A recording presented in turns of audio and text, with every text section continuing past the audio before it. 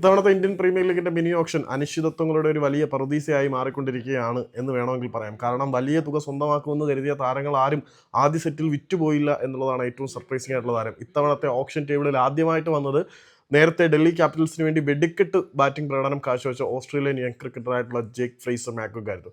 മാക്ഗുഗ് അരങ്ങേറ്റ സീസണിൽ Indian premier ലീഗിൽ തന്റെ കൺമുന്നിൽ കിട്ടിയ ബോളർമാരെല്ലാം അടിച്ചു തകർത്ത താരമായിരുന്നു. പക്ഷേ അൺഫോർച്ചുനേറ്റ്ലി താരത്തിന് വേണ്ടി ബിഡ് ചെയ്യാൻ ഒരൊറ്റ ആൾ പോലും ഇല്ലായിരുന്നു. തന്റെ അടിസ്ഥാന വില 75 ലക്ഷമായി താഴ്ത്തി വെച്ചിട്ട് വന്ന ഇന്ത്യൻ ക്രിക്കറ്റിനെ തന്റെ കൈവെള്ളയിൽ വെച്ച് ഭരിക്കും എന്ന് നമ്മൾ വിശ്വസിച്ചിരുന്ന പൃഥ്വി ഷാ എന്ന താരത്തിന്റെ കാര്യവും മറ്റൊന്നും ആയിരുന്നില്ല. 75 ലക്ഷം ബേസ് പ്രൈസ് ആയിട്ട് വന്ന പൃഥ്വി ഷായുടെ വില കോടികൾ കടന്നു പോകും.